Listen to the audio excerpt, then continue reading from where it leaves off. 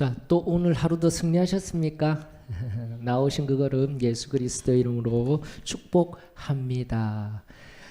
어디든지 하나님 앞에서 예배드리며 찬송 올려드리며 기도할 수 있으며 만날 수 있는 은혜가 얼마나 귀한지요.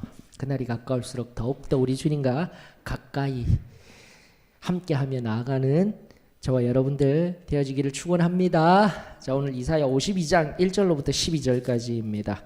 나아가 이제 다음번에 13절로부터 53장 6절까지 이제 곧 등장하게 될 메시아 또 종이 어떠한 분이신지를 알고 또 7절로부터 12절까지 어떠한 일을 행하셨는지 그런 맥락 속에서 하나하나 살피면서 또 우리 주님 앞에 고난받으신 종을 기억하며 우리 주님께 감사하는 귀한 수요 성경 통독 시간이 되었으면 좋겠습니다. 자, 오늘 52장 1절로부터 12절까지 우리 한 목소리로 하나님 앞에 통독하십시다. 52장 1절로부터 12절입니다. 시온이여 깰지어다 깰지어다 내 힘을 낼지어다 거룩한 성 예루살렘이여 내 아름다운 옷을 입을지어다. 이제부터 할례 받지 아니한 자와 부정한 자가 다시는 내게로 들어옴이 없을 것임이라. 너는 티끌을 털어버릴지어다. 예루살렘이여 일어나 앉을지어다. 사로잡힌 딸 시온이여 내 목에 줄을 스스로 풀지어다. 여호와께서 이와 같이 말씀하시되 너희가 값없이 팔렸으니 돈 없이 속량되리라. 주 여호와께서 이와 같이 말씀하시되 내 백성이 전에 애굽에 내려가서 거기에 거류하였고 아수르인은 공연히 그들을 압박하였도다. 그러므로 이제 여호와께서 말씀하시되 내 백성이 까닭없이 잡혀갔으니 내가 여기서 어떻게 하랴. 여호와께서 말씀하시되 그들을 관할하는 자들이 떠들며 내 이름을 항상 종일토록 더럽히도다. 그러므로 내 백성은 내 이름을 알리라. 그러므로 그날에는 그들이 이 말을 하는 자가 나인 줄을 알리라. 내가 여기 있느니라. 좋은 소식을 전하며 평화를 공포하며 복된 좋은 소식을 가져오며 구원을 공포하며 시온을 향하여 이르기를 내 하나님이 통치하신다 하는 자의 산을 넘는 발이 어찌 그리 아름다운가. 내 파수꾼들의 소리로다. 그들이 소리를 높여 일제히 노래하니 이는 여호와께서 시온으로 돌아오실 때에 그들의 눈이 마주 보리로다. 너 예루살렘의 황폐한 곳들아 기쁜 소리를 내어 함께 노래할지어다. 이는 여호와께서 그의 백성을 위로하셨고 예루살렘을 구속하셨음이라. 여호와께서 열방의 목전에서 그의 거룩한 팔을 나타내셨으므로 땅끝까지도 모두 우리 하나님의 구원을 보았도다. 너희는 떠날지어다 떠날지어다 거기서 나오고 부정한 것을 만지지 말지어다. 그 가운데에서 나올지어다. 여호와의 기구를 매는 자들이여 스스로 정결하게 할지어다. 여호와께서 너희 앞에서 행하시며 이스라엘의 하나님이 너희 뒤에서 호위하시리니 너희가 황급히 나오지 아니하며 도망하듯 다니지 아니하리라. 아멘. 자, 우리 말씀 바라보시면서 느끼신 것이나 궁금하신 것들 있으시면 나누어 주십시오.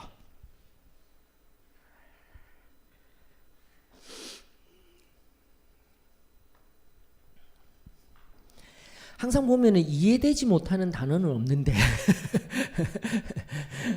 예언서가 늘 힘겹습니다. 그래서 지금 예언서 부분에서는 다른 특별한 적용거리를 찾고 또 논증을 하려고 하는 것보다 우리 설교 세미나를 하면서 하나하나 살펴본 것 같이 해설과 해석적인 노력이 많이 필요합니다. 그런 측면에서 오늘 또다시 저와 함께 가시면서 말씀이 이런 말씀이구나라는 것들 우리가 좀 되새겨 보았으면 좋겠습니다. 그 전에 우리 들어가기 전에 한 번 더 강조하는 것, 제가 계속해서 요 근래에 강조하고 있죠. 신약학계의 새로운 이슈로 떠오른 것이 뭐라고요? 칭의와 뭐요? 칭의와 성화. 그런데 이제 한 개념이, 칭의와 성화라는 개념 속에 한 개념이 더 들어가 있습니까? 뭘까요? 칭의, 성화, 성화 다음에 마지막 영화라는 겁니다. 영화 맞죠? 예, 이런 용어들은 일반화시켜서 우리도 자꾸 알아야 됩니다. 칭의, 성화, 영화, 글로리피케이션, 우리가 궁극적으로 맞죠? 궁극적으로 나아갈 것들이에요. 자, 그렇다면 정의를 내려 보십시다. 칭의가 뭡니까? 칭의는 조금 큰 의미입니다. 맞습니까? 우리가 일반적으로 알고 있던 거듭남, 중생, 그리고 구원받았다.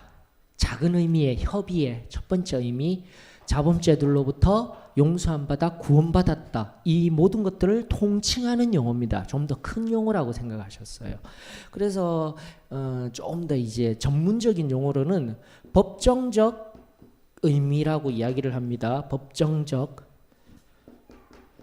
그러니까 로마서를 통해서 사도 바울이 법정적으로, 좀 더 또 다른 용어로는 선언적으로, 칭의라는 것은 하나님이 어떻게 해요? 죄인된 인간을 어떻게 의롭다라고 칭하였다라는 거죠. 법정에서 너는 죄가 없어, 너는 이제 의로운 사람이야. 그렇다면 우리가 중생의 의미들이 떠올려집니다. 중생, 거듭남, 칭의, 구원, 이런 것들. 법정적 의미의 이런 것들 정리하십시다. 상태적 뭐죠?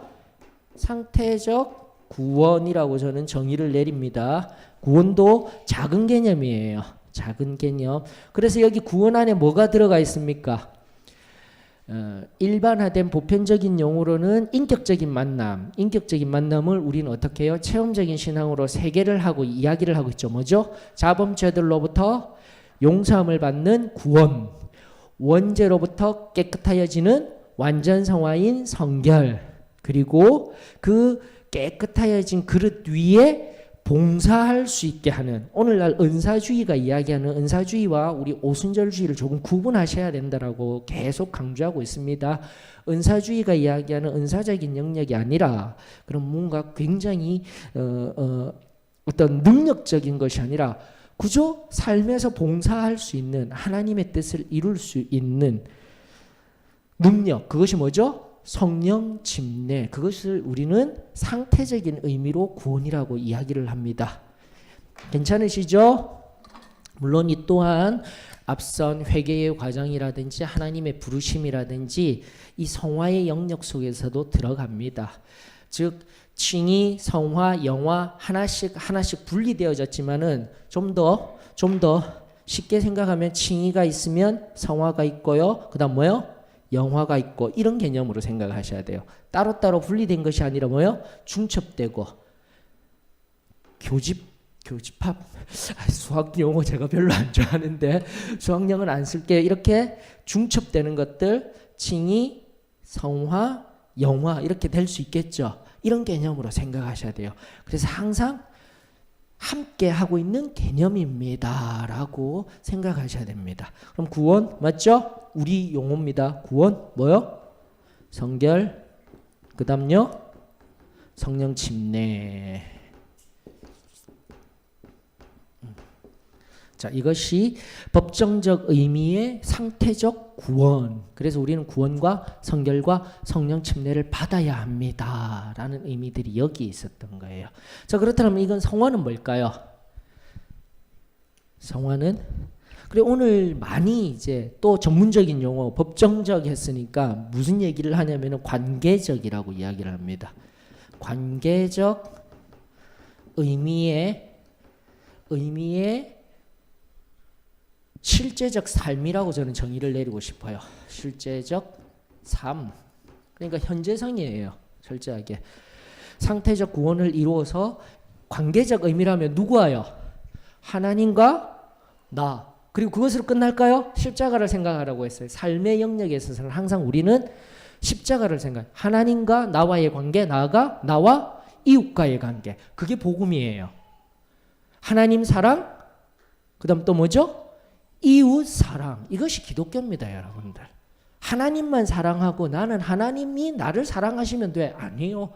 하나님이 나를 사랑하시면 그 사랑이 어떠한지를 충만히 깨달아서 누구에게요? 이웃에게 사랑을 증거하여야 합니다. 관계적 의미라는 것을 다시 한번 더 수직, 하나님과 나, 수평적인 관계에 우리의 삶의 이웃들과의 관계성 속에서 항상 고민하시면서 뭐예요? 실제적 삶. 그래서 우리는 용어로 뭐라고 했죠? 이 괄호 치는 것은 무슨 용어? 우리의 교리적 용어 뭐예요? 그렇죠. 승리가 있고요. 이제는 조금씩 더 체계화시켜 나갑니다. 구원에 의해서 승리가 시작됩니다. 맞습니까? 동의하실 수 있으시죠? 우리 어머니. 이 신앙 우리 살아오면서 여기서부터 승리입니다. 이걸 다 받아서 승리라고 이야기하지 않습니다. 중생한 상태로부터 우리는 승리할 수 있습니다. 아멘이시죠? 요한일서 이야기를 통해서 자 그럼 성결함은요. 성결함을 통해서 내가 완전히 죽는 거예요. 삶과 연결시켜서 승리하는 삶이 시작되어집니다. 그 다음에 헌신하는 삶. 계속 제가 강조하죠. 뭐죠? 성결을 통해서는 끊임없이 헌신하는 삶이 나와야 돼요. 교회에 예배만 드리고 왔다 갔다 하는 삶은 초보적인 삶의 영역이에요. 구원의 의미로서의 삶의 영역입니다. 조금 더 협의적인 용어를 사용하자면 중생만 되어진 삶. 성결을 받아야 어떻게 된다고요? 내가 완전히 죽어져야 어떻게 해요? 하나님 앞에 온전히 헌신할 수 있는 거예요. 아멘이시죠? 승리하는 삶, 헌신하는 삶. 그럼 성령 침례는요? 이제 제가 알려드렸잖아요. 사도행전 2장 강의하면서 이 말을 받은 사람들이 무엇을 받았다고요? 죄사함을 받았다. 사도행전 2장에 보면은 이번에 마지막 그 강의하면서 이 말을 받아 침례를 받았다고요. 침례를 받았다고요. 그러면서 성령을 선물로 받을 것이다라면 침례라는 용어는 다시 한 번 더 예전적인 의미의 침례입니다. 다시 살아나서요. 교회의 권위가 인정되어지고 그 갈릴리에서 갈릴리 사람들이라고 이야기하던 그 비천한 사람들 중에 어부였던 누구요? 베드로를 위시로 한 그 사람들에게 그 경건한 유대인들이 뭐 했다고요? 침례를 받는다라는 의미는 권위 앞에 성령 침례를 받게 되면 뭐 한다고요? 순종하는 삶이 됩니다. 이게 굉장히 중요한 개념이에요, 여러분들. 우리 사도의 신앙교회 그냥 구원받아 승리하는 삶입니다. 자꾸 이 좁은 영역들만 이야기를 하였는데 성경을 다시 한 번 더 우리가 세밀하게 살펴서 일관화된 체계성을 가져야 돼요. 성결에 의하여서 헌신된 삶이 반드시 나와야 되고요. 실제적인 삶의 영역입니다. 성화의 영역 속에서 구체적인 그럼 삶의 모습이 무엇입니까? 성령 침례까지 받은 사람은 뭐요? 순종이 되는 거예요, 여러분들. 성령에 의하여서. 성령이 없으면 순종이 될까요? 안 될까요? 안 됩니다, 여러분들. 그래서 이런 부분들이 교리적으로 명확하게 깨달아져야 됩니다. 구원받고 그냥 바로 순종하며 사는 삶 아니다라고. 그래서 주제권의 영역까지 들어가는 거예요. 주제권은 뭐냐면은 메시아 대신 주님과는 따로 떨어져서 주인 대신 우리 하나님의 영역은 제자도는 왕이신 하나님을 섬기며 사는 삶은 다른 영역이야. 구원과는 다른 영역이야. 그런데 이젠 그런 얘기를 안 하고 있는 거예요. 신약에서. 이슈는 철저하게 칭의와 성화가 연결되어져서 영화 뭐라고 했어요? 종말적인 의미죠. 법정적 의미, 관계적 의미, 뭐요? 예, 종말적 의미. 종말적 의미의 완전, 영원 이런 용어 사용하고 싶어요. 영원한 뭘까요? 영광입니다. 영광. 여러분들 서신서에 그리고 끊임없이 계시록에도 나오는 용어가 뭐예요? 영광입니다. 영광. 그 영광을 제일 처음 받으신 분이 누구셔요? 예수 그리스도인 거예요. 우리도 당연히 이 영원한 영광을 받아 누리는 완전한 영광의 자리에 들어가야 합니다. 이 개념이 나와야 돼요. 그리고 그 뒤에 이러한 우리가 교리적으로서는 우리가 어떻게 표현을 할 수가 없는 거예요. 이 영원한 삶, 천국의 삶을 감히 인간의 언어로 표현한다? 전혀 못합니다. 가서 누리는 삶, 그 영원한 영원한 영광의 삶이 저와 여러분들의 삶이 되어져야 합니다. 그래서 이것을 하나로 따로 되어지는 것이 아니라 어떻게 해야 돼요? 통으로 하나로 연결되어진 이 개념이 뭐라고요? 커다란 말로 구원이라는 개념이에요, 여러분들. 구원받았다. 우리가 얼마나 좁은 데서 살았어요. 그저 믿기만 하면 구원받습니다. 기독교는 절대 그렇게 이야기를 하지 아니하였다라는 거죠. 이게 진정한 구원의 의미입니다. 통합적인 의미입니다. 우리가 천국에 마지막까지 들어가야 그게 구원이죠. 아멘이십니까? 내가 이 땅 가운데 내가 누릴 거 다 살면서 나 구원받을 수 있을 거야. 지금의 삶이 무엇이 중요합니까? 영원한 삶, 무한대가 있는 그 영원한 삶, 이 땅 가운데 삶 아무것도 아니다라고 고백하며 살아가는 것이 우리의 삶일진데 너무 오늘날 집착하게 살아가게 만드는 오늘날의 현대성 앞에서 저와 여러분들에게 바로 이 종말적인 목표를 명확히 하여서 그럼에도 불구하고 지금의 현재적 삶이 중요하다? 중요하지 않다요? 중요하다. 연결성 속에 있다라는 거. 이 연결성을 잊지 마십시오. 통합적인 개념입니다. 제가 옆으로 이렇게 해놔서 그렇지 조금 더 동그라미를 이런 식으로 표현을 해야 되겠죠. 이렇게 표현이 되어져야 되는 거예요. 항상 우리는 이런 영역 속에 살고 있어야 돼요. 통합적인 개념 속에서요. 여기에 이런 부분적인 영역에 살면 안 되는 겁니다. 세 개가 함께 어우러진 삶을 끝까지 우리 주님 앞에 살 그때까지 나아가는 것이 뭐라고요? 구원입니다라는 확고한 개념을 가져야 합니다. 이게 기독교적인 구원론. 오늘날 치열하게 이야기하고 있는 저는 신학자가 아닙니다. 목회자로서 우리의 교리와 함께 풀어내고 있는 우리의 구원론 그리고 저와 여러분들이 결국은 이 땅 가운데서 미련하게 살잖아요. 맞죠? 자족하며 다 누릴 거 못 살고 살아가는데 우리는 미련한 것이 아니라 어디예요? 영화에 들어가야 되잖아요. 천국에 들어가야 되잖아요. 이것 없으면 우리는 정말 미련하게 산 사람일 뿐입니다.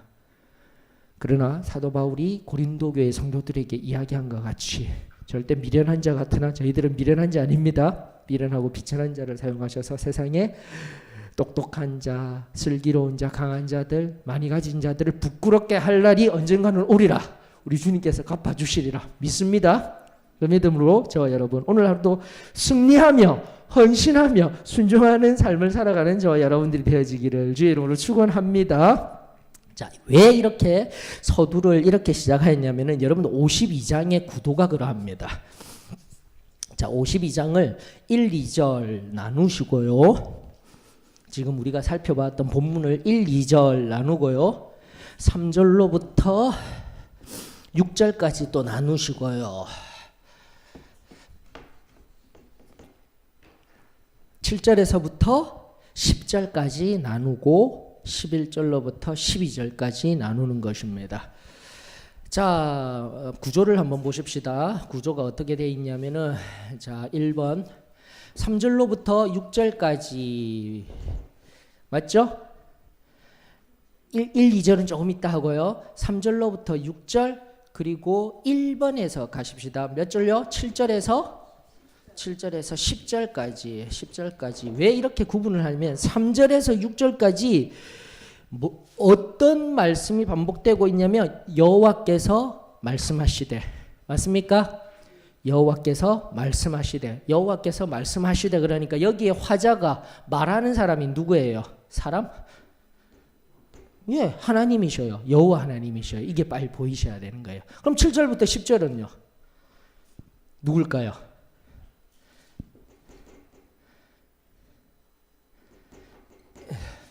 이사야입니다. 이사야 선지자입니다. 선지자가 지금 7절로부터 10절까지 이야기를 하고 있는 거예요. 그러면서 여호와께서 맞죠? 여호와께서라는 목적격이 등장하게 되는 겁니다. 괜찮으십니까? 이제 명확하게 되었죠. 3절로부터 6절은 여호와 하나님이 직접 말씀하시고 계시는 장면, 그리고 7절로부터 10절은 계속해서 예언서를 우리가 바라보면서 구분이 필요하다고 했습니다. 여호와 하나님이 직접 말씀하시는 것인지 아니면 여호와 하나님의 말씀에 의하여서 선지자가 또한 하나님의 뜻이죠. 담겨져 있습니다. 선지자의 입술을 통하여서도 우리 복음주의자들은 그렇게 믿는 거예요. 그렇게 고백하는 거예요. 그리고 이 말씀을 그 선지자의 입술을 통해서도 하나님의 말씀이 흘러나옵니다 하지만 이렇게 보시면은 좀 더 이해하시기가 편해지시는 거예요. 그러면서 3절에 여호와 하나님 다른 얘기 하신 게 아니셔요. 3절이 중요합니다. 3절 그리고 7절로부터 10절에서는 어디가 중요합니까? 7절 맞죠? 이게 눈에 확 들어오시는 거예요. 3절, 7절 거기다가 여기 참고로 9절까지요. 보이시죠?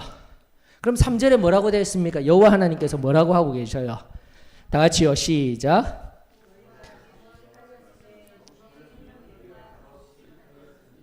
돈 없이 속량되었더라. 아멘. 속량이라는 용어가 등장했네요. 맞습니까? 속량. 내가 너희들을 어떻게 하겠다고요? 속량하겠다 했어요. 7절에서는요. 다 같이 7절 다 같이 읽어봅니다. 시작.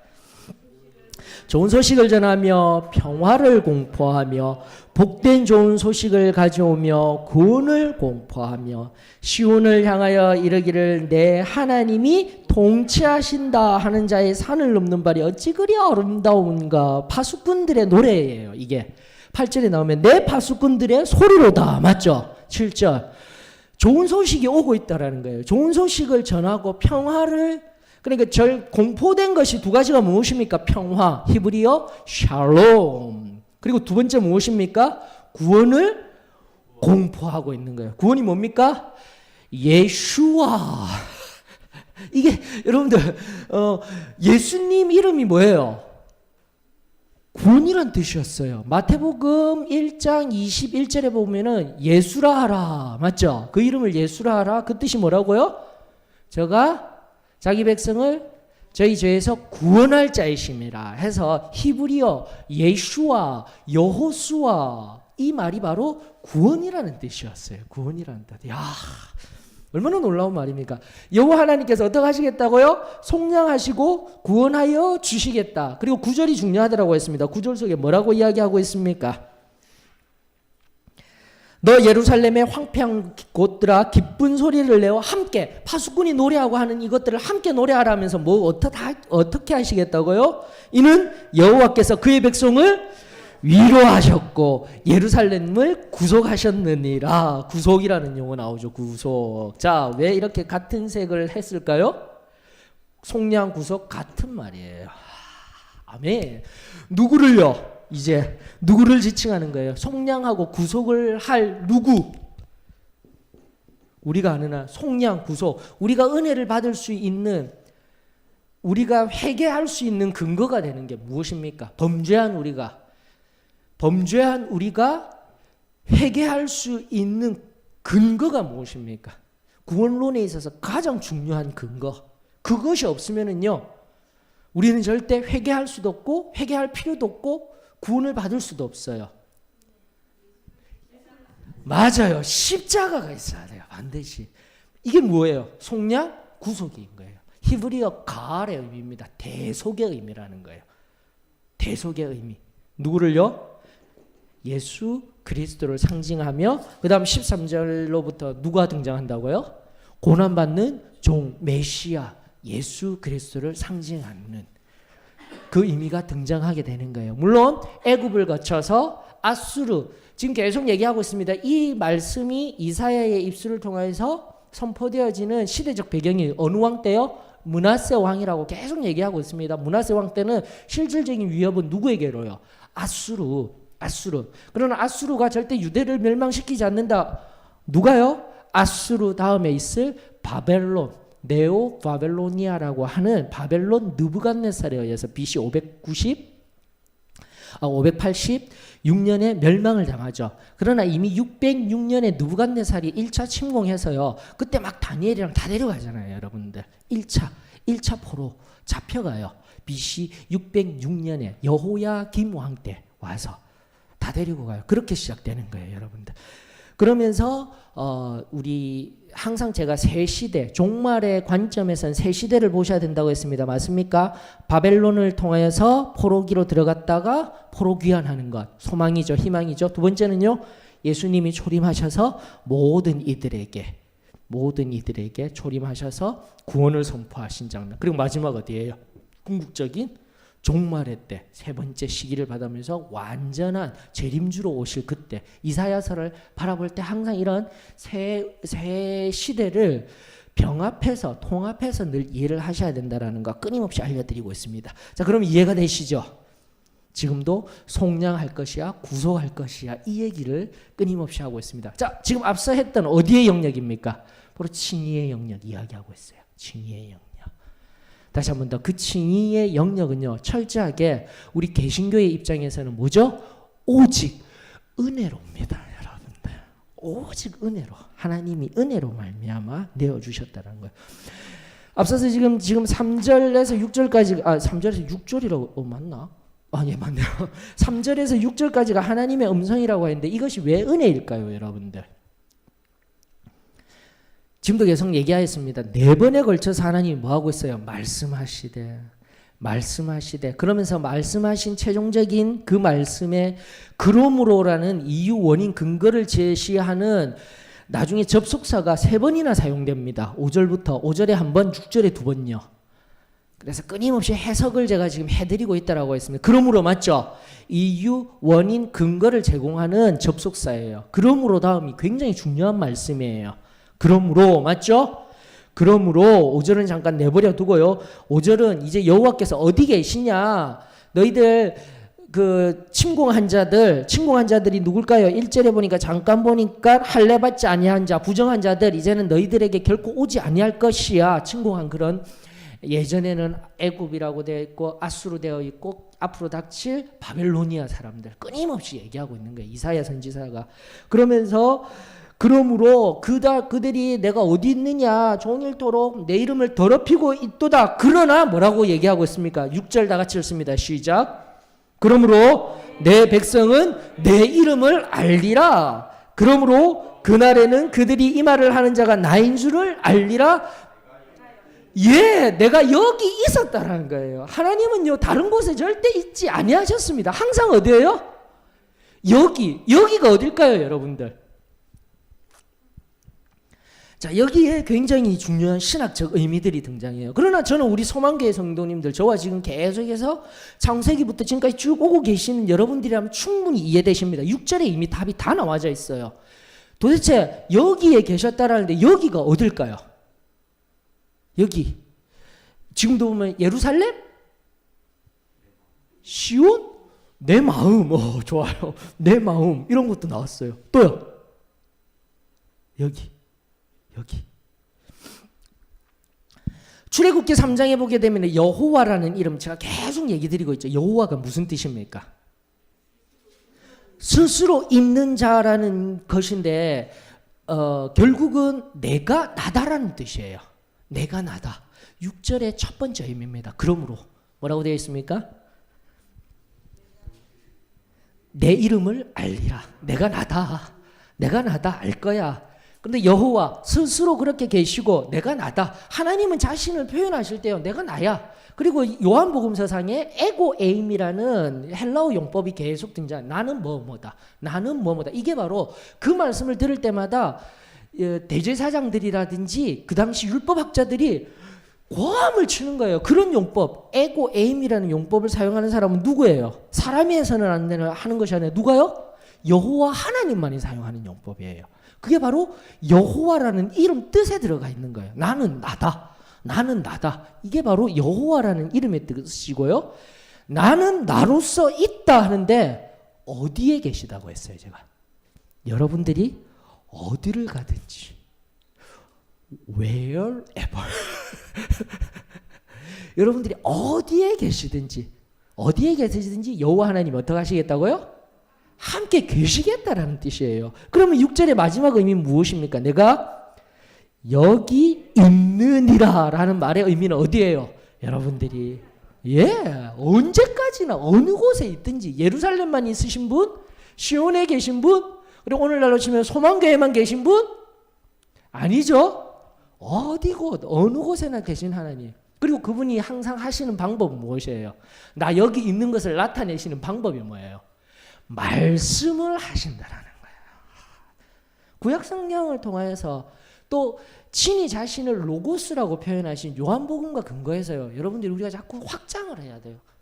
하나님의 개념, 예수님이 어떠한 분이신가? 지금까지 구원론적인 의미에서 십자가에 달리신 나의 구세주로서만 끝나는 것이 아니라 지금 우리의 삶 속에 끊임없이 뭐 하시는 분요? 함께 거하시고 21절에 뭐라고 했어요? 들으라 하고 있잖아요. 맞죠? 들으라. 우리 지금 앞전에 50장 21절에도 들으라 하시면서 늘 말씀하시는 하나님이라는 개념을 지난주에도 또 살폈고요. 지금도 하나님이 어떻게 하고 계시다고요? 3절 6절에 여호와께서 끊임없이 뭐 하시더라고요? 이와 같이 말씀하시되, 이와 같이 말씀하시되, 이와 같이 말씀하시되. 참으로 말씀하시는 하나님이 저와 여러분들에게 생명을 주시고 위로를 주시고 구속자 되어주시고 능력자 되어주시는 은혜가 저와 여러분들에게 임하여지기를 주의 이름으로 축원합니다. 그래서 우리가 항상 말씀 앞에 서야 돼요. 내가 개인적으로 하나님의 말씀을 눈으로도 볼 수 있는 이것이 얼마나 은혜입니까? 또 주중에 이렇게 나와 하나님의 말씀을 또 해석받아 내 귀에 들을 수 있는 것, 이것이 얼마나 복됩니까? 이때는 막 아멘 이러면 제가 막 힘이 날 텐데 말씀을 안 하셔도 다 복되다라고 여기실 줄 믿습니다. 예, 그 은혜가 저와 여러분들에게 늘 들려주시는 말씀 앞에, 보이는 말씀 앞에, 계시된 기록된 하나님의 말씀 앞에, 늘 여기에 계신 우리 가운데 계신 그 하나님의 은혜와 사랑 앞에 이 시간 감사를 드립니다. 그러면서 7절을 우리가 한번 7절 다 보셨지만 여기 보면 좋은 소식을 전하며 평안과 맞죠? 평화와 구원을 공포한다라고 했습니다. 맞습니까? 공포하다가 이 말이 바로 수동적인 의미로 사용되어져서 말씀을 어떻게 해요? 선포하다라는 의미의 샤마흐랑 똑같아요. 듣는 것도 샤마흐였죠? 그리고 공포하는 것도 뭐예요? 샤마입니다. 지금 여기 공포하다라는 용어가 히브리어 죄송합니다. 히필형으로 되어져서 말을 듣는 것이 아니라 말을 하는 능동적인 의미로요. 수동적인 의미로서는 들리다지만은 능동적인 의미로는 뭐요? 선포하다, 선언하다, 공포하다라는 의미가 있는 거예요. 그만큼 들으라. 하나님의 말씀을 듣고 나아가 들은 우리들이 선포해야 하는 것이 파수꾼들의 사명이 되어져야 하는 것이 중요합니다. 이 정도로만 적용거리를 찾으면서 나아가는데, 자 7절에서 잠깐 멈췄을 때 복된이라는 용어가 하나 더 있어요. 맞습니까? 원래는 복된이라는 용어보다는 소식을 전하다라는 이 바사르라는 용어보다 그 앞에 하나가 더 있어요. 좋은이라는 뜻. 여기에 초점을 맞춰야 돼요. 좋은이라는 뜻이 뭐냐면은 복된으로 단 한 번만 하나의 용어로서 복된으로 번역은 되어졌지만 히브리어 토브입니다. 계속해서 예언서를 통해서 이야기하고 있죠. 히브리어 토브가 뭐죠? 선함, 선하다, 하나님의 선. 그리고 그 선은 뭐죠? 하나님의 뜻에 의한 소식인 거예요. 여러분들 아멘이십니까? 내 귀에 들리는 소식, 상태적으로 누군가 물질이 많아지고 내가 뭔가 풍성해지는 그게 좋은 소식이 아니라 무엇이 좋은 소식이요? 하나님이 뜻하신 것이 선포되어지는 것이 뭐예요? 좋은 소식인 거예요. 좋은 거예요, 여러분들.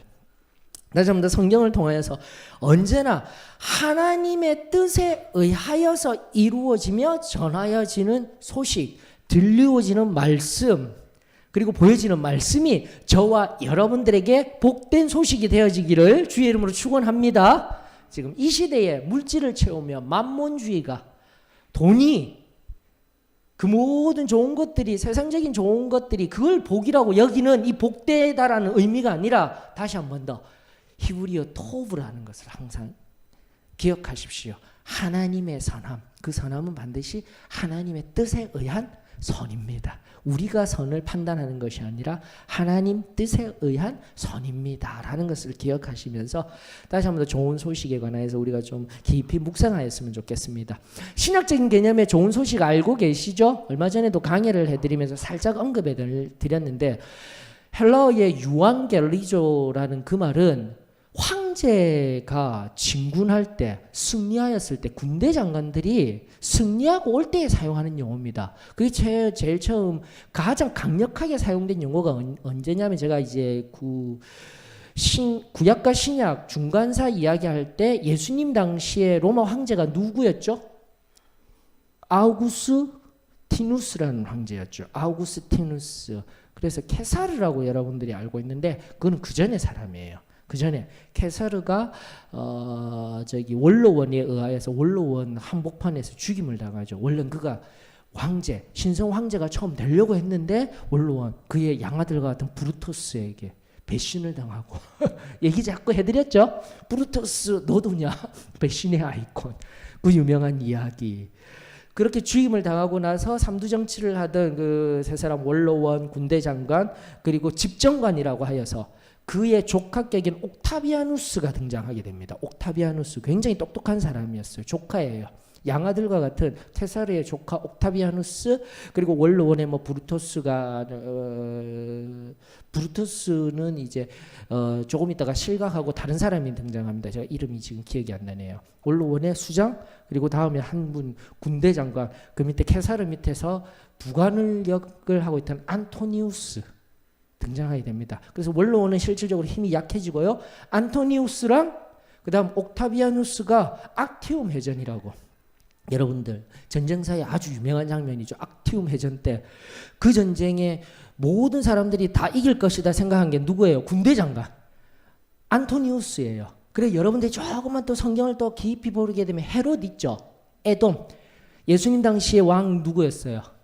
헤롯 대왕이라고 되어 있는 그 헤롯이 에돔 사람인데, 이미 누구에게 군사 자금 주고 누구 편이었냐면 안토니우스 편이었어요. 그리고 그 당시 이 안쪽 지역 자체가 광활한 팔레스틴을 넘어서 이쪽 자체가 안토니우스 수중에 있었어요. 아프리카 영역까지 안토니우스가 이길 것이다 했는데 악티움 해전에서 어떻게 했다고요? 싸움하러 안 갔어요. 누구 때문에? 세기의 사랑 클레오파트라. 너무 재밌어요. 여러분들 성경을 알려고 할 때 이런 이야기들이 성경 속에 있었던, 성경과 연결되어지는 역사였구나라는 거죠. 성경과 연결되어지는 역사였구나. 그때 누가 이겼다고요? 그러면은 옥타비아누스가 이겨서 신성 로마 황제. 신성이란 말은 뭐예요? 황제가 자체가 뭐라고요? 그렇죠. 신이라고 선포하는 아우구스티누스, 존귀한 좌다라는 라틴어의 의미로 그렇게 처음 신성 로마 황제의 1대 황제로 등극하는 사람이 바로 아우구스티누스, 옥타비아누스. 지금처럼 여러분들 실시간으로 전해지던 때가 아니죠. 누가요? 그 소식을 전하는 복된 사람들. 바로 이런 용어들이 있어요. 그 소식을 전하던 그 사람들이 막 뛰어가서 뭐라고 외쳤겠어요? 유앙겔리죠, 이거예요, 여러분들. 이게 바로 그 좋은 소식, 복된 소식. 엄밀히 얘기하면 승리를 선언하는 소식이죠, 여러분들. 이것이 신약에 근거한 복음이라는 그 복음의 용어의 의미인 것입니다, 여러분들. 그러므로 우리가 정말 복음을 받아서, 상태적인 구원을 받아서 살아간다는 의미는 항상 무엇이 포함되었다고요? 승리라는 개념이 포함되어져 있어요. 죄로부터. 자, 지금까지 지금 무슨 얘기를 한 겁니까? 7절에 다시 한 번 더요. 무슨 소식요? 좋은 소식. 다시 한 번 더, 여기서는 신격화된 황제가 승리하였다라는 소식이지만 반대편에서는 누가요? 예수 그리스도, 참 신이신 그분께서 뭐라고요? 죄로부터 세상에 승리하셨습니다가 선포되어지는 것이 유앙겔리죠. 좋은 소식, 복음입니다. 딱 정리할 수 있으셔야 되는 겁니다. 축복합니다. 자, 그러면서 7절로부터 끝까지 이제 그 위로라든지 구속, 이사야 선지자의 이야기를 하였습니다. 이제 마지막을 향해서 나아가십시다. 이런 속량, 구속, 예수 그리스도가 다음에 흘러나옵니다 했는데 10절을 보십시다. 10절에 보면은 여러분들 여호와께서 열방의 목전에서 예수 그리스도까지 확장된 개념으로 나아갈 때 그 하나님이 거룩한 팔을 트셔서 어디까지요? 땅끝까지 모두 이스라엘 사람들 아닙니다. 이사야 선지서에서도 구약을 바라보면서 이스라엘 민족에 의한 민족의 신을, 민족만을, 선민사상을, 예수님 오셨을 때도 유대인들은 끊임없이 자기들만 이야기했는데 성경은 끊임없이 뭐라고 이야기하고 있습니까? 땅끝까지 모두에게 뭐가 된다고요? 우리는 하나님의 구원을 보게 될 것이다, 받게 될 것이다. 이것을 끊임없이 선포하였던 것이 예언서였습니다, 여러분들. 본다라고 한다라는 의미가 그 선민 사상들이 우뚝 서게 될 것이고 너희들은 보기만 할 거야가 아니라 여기서 본다라는 의미는 자신의 것이 된다라는 의미까지 포함된, 내포된 의미였던 것이죠. 자, 그런데 중요한 것은 무엇입니까? 그 팔이 지금 전혀 다른 용법으로 나오고 있네요. 원래는 전능하신 팔, 능하신 팔 맞습니까? 이사야 선지서에서 계속 그렇게 나왔어요. 다시 안 찾아갑니다. 시간이 없어서. 그런데 지금 무슨 팔이에요? 예, 아멘. 빨리 나와야 돼요. 성경이 말하고 있는 걸 빨리 캐치를 하셔야 됩니다. 거룩하신 팔로요. 거룩하신 팔로요. 이것이 바로 연결고리입니다. 지금 보셔요. 첫 번째 구조 얘기 드렸습니다. 3절, 6절, 7절, 10절 하였습니다. 2절 한번 보셔요. 두 번째 구조가 뭐냐면 1절에서 몇 절요? 1, 2절과 뭐죠? 11절과 12절이라고 하였습니다. 연결고리가 뭐라고요? 거룩한, JX와 함께 JX의 거룩한, 카도시, 구별된, 성별된, 정결케 된 이런 용어들이 등장하고 있는 거예요, 여러분들. 속량, 구속 이런 걸로 끝난 것이 아니라 끊임없이 거룩과 연결되어집니다라는 것을 아셔야 됩니다. 그러면서 1, 2절 철저하게 이게 대구적으로 되어져 있습니다. 제가 한번 1절부터 2절, 11절로부터 12절을 한번 다시 제가 읽어 드릴게요. 어떻게 지금 제가 읽고 있는지 잘 살펴보세요. 시온이여 깰지어다 깰지어다 너희는 떠날지어다 떠날지어다 내 힘을 낼지어다 거기서 나오고 부정한 것을 만지지 말지어다 거룩한 성 예루살렘이여 내 아름다운 옷을 입을지어다 그 가운데에서 나올지어다 이제부터 할례받지 아니한 자와 부정한 자가 다시는 내게로 들어옴이 없을 것임이라 여호와의 기구를 매는 자들이여 스스로 정결하게 할지어다 너는 티끌을 털어버릴지어다 이스라엘의 하나님이 너희 뒤에서 호위하시리니 예루살렘이여 일어나 앉을지어다 이스라엘 죄송합니다. 앞전에는 여호와께서 너희 앞에 행하시며 지금 방금 다시 한 번 더요. 예루살렘이여 일어나 앉을지어다. 이스라엘의 하나님이 너희 뒤에서 호위하시리니 사로잡힌 딸 시온이여 내 목의 줄을 스스로 풀지어다. 너희가 황급히 나오지 아니하며 도망하듯 다니지 아니하리라. 제가 지금 어떻게 읽었을까요, 여러분들? 맞죠? 한 문장 한 문장씩 제가 1절에서부터 한 문장 읽고 11절에 한 문장 읽고 1절에 또 한 문장 읽고 11절에 한 문장 읽고 이렇게 지금 읽었어요. 철저하게 대꾸로 되어져 있어요. 그러면서 뭐 하는 거예요, 결국은? 승리를 선포하는데 정결, 거룩, 구별 이게 보이십니까, 여러분들?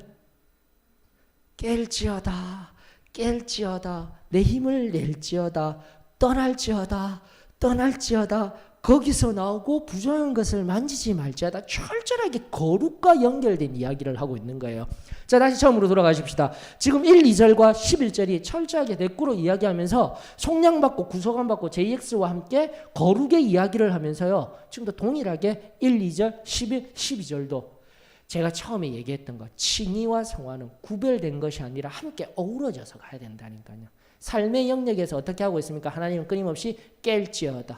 일어나라는 거예요. 다시 일어나셔요. 그리고 부정한 것에서 털고 나오라는 거예요. 티끌에 앉아 있지 말고 고통 중에 있지 말고 어떻게 하라고요? 다시 한 번 더 실제적인 삶을 살아내라고 하나님께서 말씀하고 계시는 겁니다. 그것도 어떻게 해요? 구별되어져서 거룩한 자리에서. 아멘이십니까? 성도는 말 그대로 성도 뭐죠? 거룩한 무리들. 내가 은혜 받고 그 은혜로 은하여서 감사하는 삶으로만 사는 인생이 아니라 그 은혜에 의하여서 어떠한 삶을 살아야 된다고요? 거룩하고 구별된 삶을 살아야 합니다. 아멘으로 화답하십시다. 저의 이야기가 아니라 지금 성경이 철저하게 바로 하나님께서 이야기하고 계시는 것입니다. 정결한 심령으로 부정한 자리에서 털고 일어나. 욥기서에서도 보게 되면 여러분 티끌을 털어버리라. 그 머리에서 티끌을 털어버리라는 의미는 욥기서 2장에 보게 되면은 그 욥이 악창이 나가 독창이 나가지고 막 긁고 있잖아요. 그 모습을 멀리서 바라본 세 친구 있죠. 엘리바스와 소발과 한 분 이름이 생각이 안 나네. 그분들이 와서 얘기하잖아요. 자신도 너무 속상해가 아파가 뭐예요? 티끌을 머리 위에 던지는 거예요. 고통당하고 있고 고난당하는 것을 상징하는 거예요. 티끌이 머리에 있는 것. 예레미야에서도 많이 등장합니다. 근데 지금 어떻게 하라고요? 그 티끌을 털어버리라고 하잖아요. 털어버리라고요. 털어서 어떻게 해요? 그 고통과 고난 속에 있지 말고 거룩한 삶으로 구별되어져서 참된 자유와 평안 속에서 살아가라는 하나님의 이 온전한 메시지, 저와 여러분들의 것이 되어졌으면 참으로 좋겠습니다. 다시 한 번 더.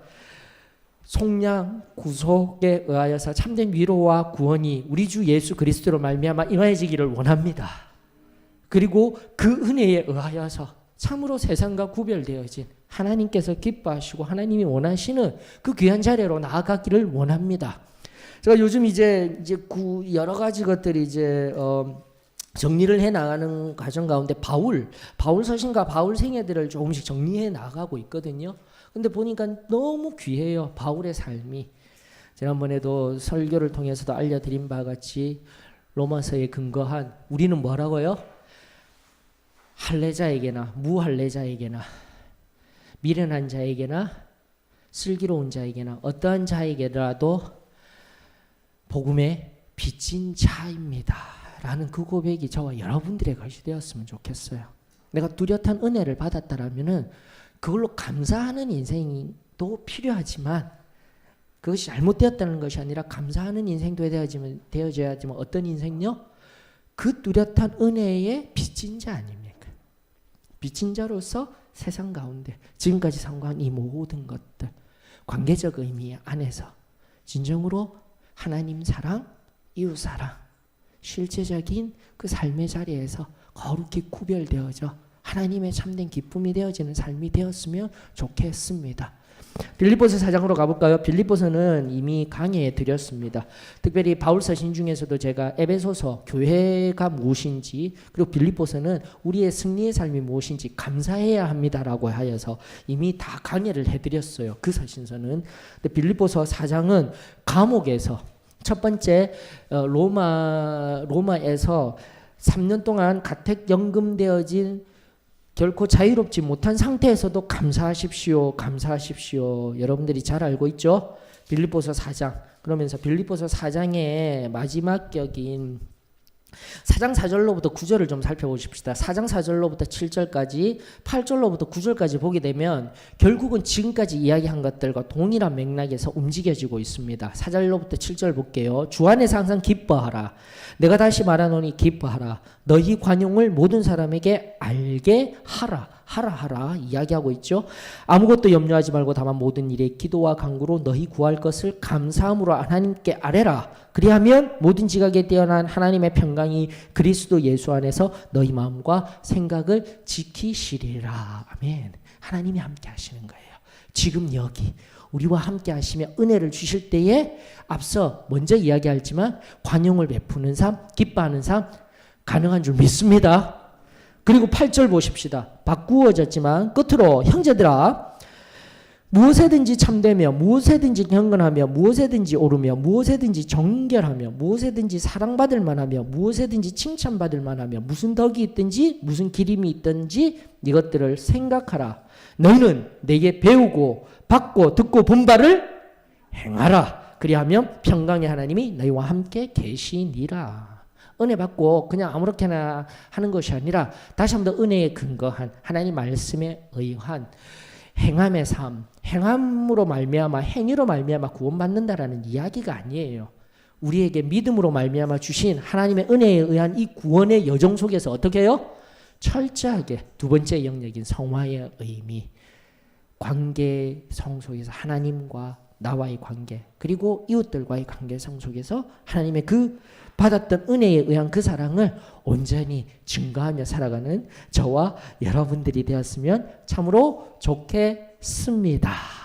기도하십시다. 하나님 은혜